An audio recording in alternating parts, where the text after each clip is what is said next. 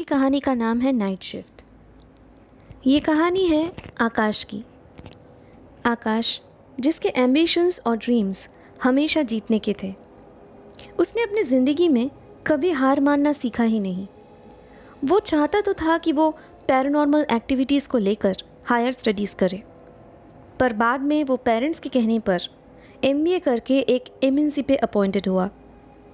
इस ऑफिस में सब कुछ सही था, ह्यूज सैलरी, हाई पोस्ट और एडजस्टेबल कोलीग्स। पर एक बात सही नहीं थी, यहाँ कोई भी रात को रुकना नहीं चाहता था, चाहे कितना भी ज़रूरी काम हो। पहले पहले आकाश को भी समझ नहीं आता था, पर एक दिन उसे सच का पता चल ही गया। और सच क्या था, ये जानने के बाद आकाश दूसरे लड़कों या लड़कियों की तरह डरा नहीं, बल्कि वो तो और खुश हो गया। सच कुछ ऐसा था कि सबका मानना था कि रात में यहाँ तरह तरह की आवाज़ें आती हैं। उनको लगता है कि शायद यहाँ किसी रूह का वास है। एक बार किसी सिक्योरिटी गार्ड को इस ऑफिस की जिम्मेदारी पे लगा दिया गया था, पर वो भी अगले दिन इस ऑफिस के अंदर मरा हुआ पाया गया। पुलिस ने भी अब वो फाइल क्लोज कर दी है। ये सब सुनने के बाद आकाश कुछ बोला ही नहीं। वो मन ही मन खुश होकर सोचा, ये तो मेरे लिए एक मौका है कि मैं पैरानॉर्मल एक्टिविटीज़ पे कुछ काम करूं। किस्मत मुझे इस ऑफिस में लेकर आ गई। अब तो मैं इस ऑफिस से ही अपनी वो इच्छा पूरी करूंगा जो मेरे बरसों का सपना था। पर जब उसने अपने बॉस को इस बात के लिए मनाने की कोशिश की, उसे नाइट शिफ्ट करने के मौका दिया जाए, तो वो किसी भी कीमत पर वो मानने को तैयार ही नहीं हुए। फिर आखिर में बॉस हार मान ही गए। आकाश ने यह भी शर्त रखी कि उस रात वो वहाँ अकेला रहेगा। पर इस बात से आकाश की गर्लफ्रेंड रेशमा को बहुत प्रॉब्लम थी। रेशमा, जो उसे बचपन से जानती थी, बचपन की दोस्ती से कब ये रिश्ता बदल गया और वो सगाई तक पहुंच गई, वो उनको खुद भी नहीं पता। रेशमा को आकाश ने जब अपने प्लान के बारे में बताई तो वो एक ही पल में भड़क गई और बोल उठी, यार, ये तेरे दिमाग पे जो भूत चढ़ी होती है वो कब उतरेगी? इसको उतारने के लिए मैं क्या करूं? आकाश हंसकर बोला, तुम कुछ मत करो, बस मेरा साथ दो और मुझे कुछ नहीं चाहिए। आकाश को पता था कि रेशमा को कैसे मनाया जाए। बस फिर क्या था, उस रात आकाश ने उस मौके को ना गंवाने की ठान ली। शर्त के मुताबिक उस रात ऑफिस में सिक्योरिटी गार्ड भी अलाउड नहीं थे। मेन गेट के सिक्योरिटी गार्ड को रखा गया, पर ऑफिस के ठीक बाहर जो गार्ड बैठा हुआ होता है, वो उस दिन अपने घर चले गए।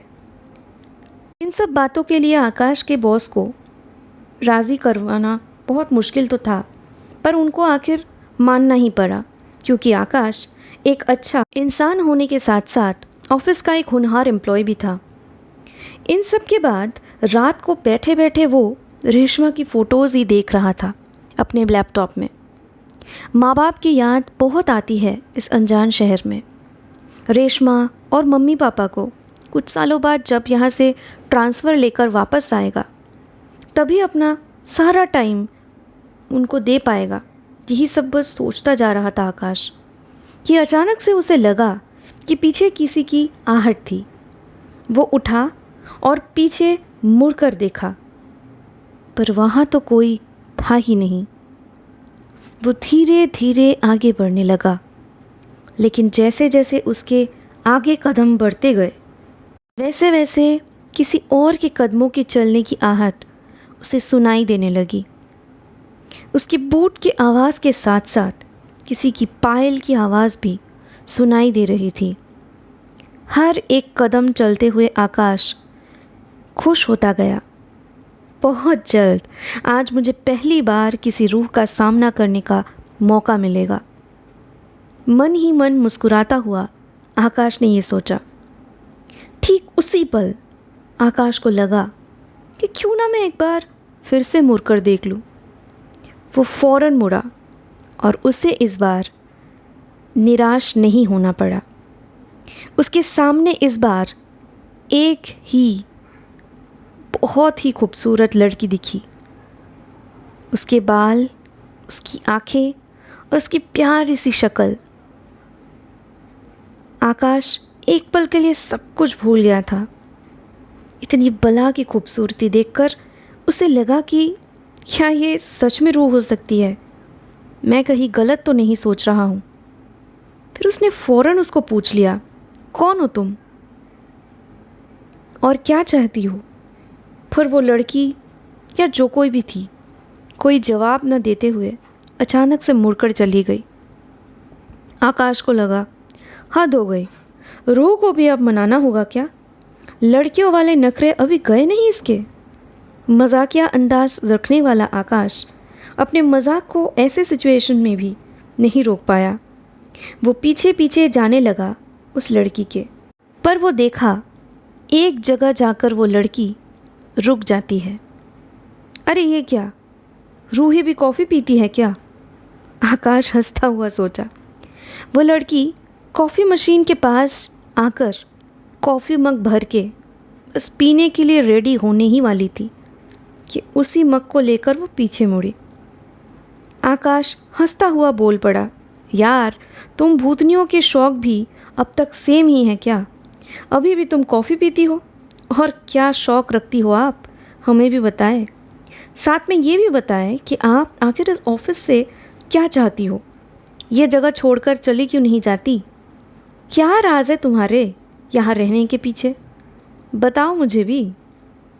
वो लड़की अभी भी शांत खड़ी थी और चुपचाप बिना कुछ बताए आगे बढ़ने लगी। इस बार आकाश को बड़ा गुस्सा आया। ये क्या है? मैं इसको इतने सवाल किए जा रहा हूँ और ये मुझे कोई जवाब ही नहीं दे रही, अनदेखा और अनसुना करके जा रही है। आकाश गुस्से में चिल्लाकर बोला, मैंने कहा रुक जाओ, बहुत हुआ तुम्हारा, अब तुमको मेरे सवालों का जवाब देना ही पड़ेगा। उसका रास्ता रोककर आकाश ने इस बार कुछ सोचे बिना ही उसको छूने के लिए अपना हाथ बढ़ाया। आखिर तुम समझती क्या हो अपने आप को? अगर तुम मुझे अपने राज मुझसे बताओगी तो हो सकता है मैं तुम्हारी मुक्ति करने में तुम्हारी मदद कर सकूं। लड़की इस बार इधर उधर नज़रें घुमाती रही, मानो कि वो कुछ ढूंढ रही हो। फिर आकाश को कुछ अजीब सी फीलिंग होती है, जैसे कि वो रूह डर गई है। आकाश ने कहा, डरो मत तुम, मुझे माफ़ कर दो। मैं तुम्हारी मदद के लिए यहाँ हूँ, डराने के लिए नहीं। मुझे तुम अपना दोस्त भी मान सकती हो। मुझे इन सब की आदत है। मुझसे अपनी कहानी बांट सकती हो। ऑफिस के सारे लोगों को तुमसे कोई प्रॉब्लम नहीं, पर तुम्हारे आत्मा को मुक्ति मिलनी चाहिए। वो लड़की इस बार बिना किसी बात के आकाश की बात ख़त्म होने से पहले ही दरवाजे की तरफ भागने लगी। आकाश चीखता चिल्लाता हुआ उसे रोकने के लिए बोलते हुए उसके पीछे पीछे दौड़ पड़ा। लड़की भागते भागते मेन डोर तो पहुंच गई, जहां सिक्योरिटी बैठा हुआ था। पर आज तो सिक्योरिटी रहने वाला था ही नहीं, क्योंकि आकाश ने उसको कुछ पैसे थमाकर कहा था कि आज बाहर से मेन गेट लॉक करके जाओ, सुबह तक आ जाना, मुझे कोई डिस्टर्बेंस नहीं चाहिए। आकाश उस लड़की के पीछे जाते हुए देखता है कि वो लड़की लॉक डोर को खींच खींच के किसी से मदद मांगती हुई सुनाई देती है। आकाश लड़की से ये कहते हुए उसके कंधे पे अपने हाथ रखते हुए बोलता है, आखिर ये सब क्या है? क्या तुम मजाक कर रही हो? इस ऑफिस की कोई कोलीग तो नहीं तुम, जो बस यूं ही मजाक कर रही हो मेरे साथ? ये कोई प्रैंक तो नहीं? लेकिन अगले ही पल आकाश उस रूह को छू नहीं पाता है, जैसे कि वो खुद एक हवा का झोंका हो। वो यानी आकाश खुद। अगले दिन उस लड़की की लाश उसी ऑफिस के मेन गेट पे मिलती है। कहानी कुछ इस तरह से थी कि कभी आकाश ने शर्त लगाई थी, पर अपने ऑफिस के कोलीग से आज से 5 साल पहले, तब से लेकर आज तक ये कहानी हर साल दोहराई जाती है। इस ऑफिस में आवाज़ें आती ज़रूर थी रात के सन्नाटों में, पर वो किसी और की नहीं। लेकिन जिस दिन आकाश की डेड बॉडी मिली, वो भी उसी मेन गेट पे मिली थी। और तब से आकाश को इस ऑफिस में 5 साल से उसी रूह की तलाश है। हर शनिवार आकाश इंतज़ार करता है कि उसे वो रूह दिखेगी। गलती से अगर कभी किसी एम्प्लॉय ने यहाँ फिर भी सैटरडे को नाइट शिफ्ट में रहने की सोची, आकाश उसी को वो रूह उसका पीछा करता है और उसको इसी तरह डराता है।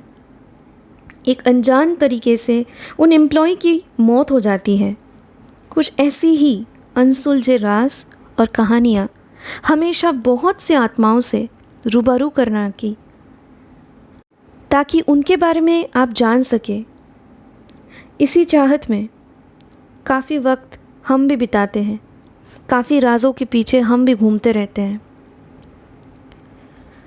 लेकिन अगर इसी चाहत से अपने आप को उकसाना ज़रूरी है, तो ये भी याद रखिए अगली बार कि इसका ख़तरनाक अंजाम क्या हो सकता है।